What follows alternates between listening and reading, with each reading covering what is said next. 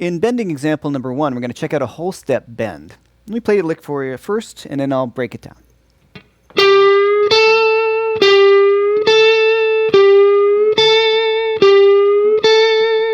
It's a pretty common sound, but there's a lot going on. So let me break down the lick first.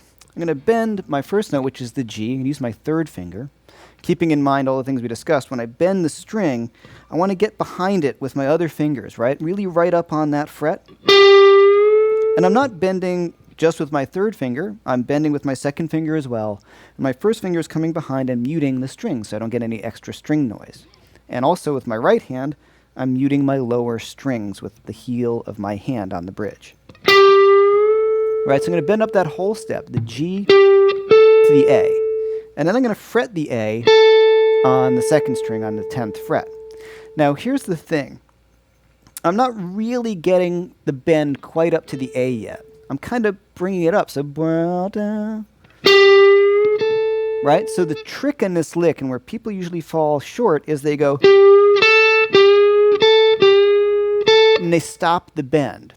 Don't stop the bend. The trick is to keep the bend going until you get to the end of the rhythmic phrase, the 8th note.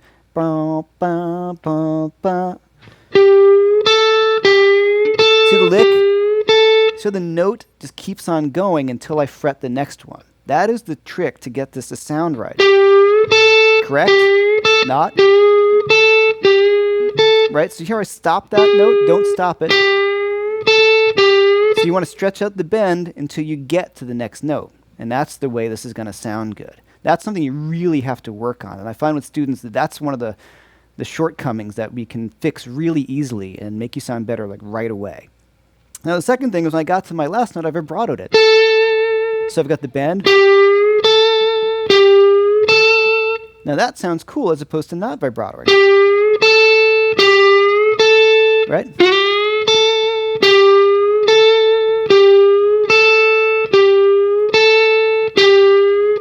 So the lick is actually quarter notes. The bend is a quarter note, and my stable note here, my vibrato note, is also a quarter note. So basically, the cool thing about the way the people hear the lick is, but it's cooler. And I'm just alternate picking. So the first thing you want to do before you try to establish with the metronome, just get that bend nice and comfortable.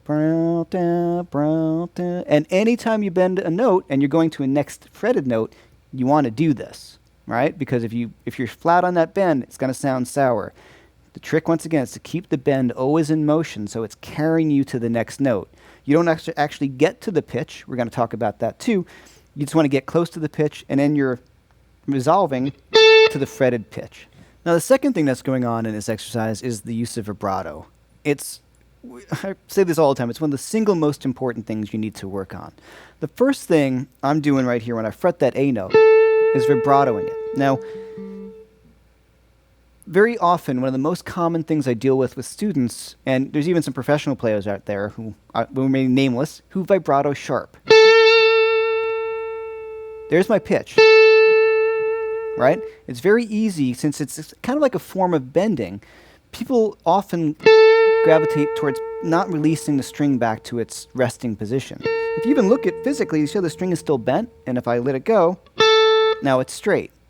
But you don't want to rely on looking at the string. You want to use your ear. So here's my pitch, and I'm vibratoing it. In this case, I'm pulling the string downwards. Whether I pull the string downwards or upwards, it doesn't matter. You're still going to make the string go sharp. If I vibrato upwards, here I'm using a first finger vibrato, which is a little different than other finger vibratos because I can't reinforce it. So what I'm doing here is I'm pulling the string downwards because that's just what I feel comfortable with on the B string. On the high string, obviously, you can't pull downwards. You have to vibrato upwards because you're going to run out of neck. So here, for a nice small vibrato, I'm going to pull the string downwards. Now, there's two kinds of vibrato we can do here, and I go between the two because I think they sound a little different, and you'd want to really kind of work on both. First one is where I'm locking my hand up like this. My thumb gets over the top of the neck, and you see I'm kind of curving my finger, and the ball of my finger right here, the joint, rests on the corner of the neck. And I'm pulling my finger downwards, and I'm letting the string release itself back to the resting position. And that's the hard part. just letting the string do its thing, pull and release, pull and release, you know. So it's kind of letting the string, like I said, pull you back to its resting position to be in tune. So that's the one I'm doing here. The other vibrato is the kind of thing you'd see most popularly Eric Clapton and Eric Johnson do for unbent notes. And that's more of a hand, letting your whole hand do the work. B.B. King sometimes does this too. See how my whole hand, my wrist, my forearm is pulling downwards? It's a little more difficult to get together, but it is a very kind of different sound and a different feel, and I like both. So I highly recommend you do both. So sometimes I'll do one or the other. I hate to say that way, but they're both really cool techniques to have. Now, the thing is, you can have a slow vibrato and a wide vibrato and a medium. So a slow, small, right? Really pretty for a lick like that. That says one thing. If I want to have a big, wide vibrato,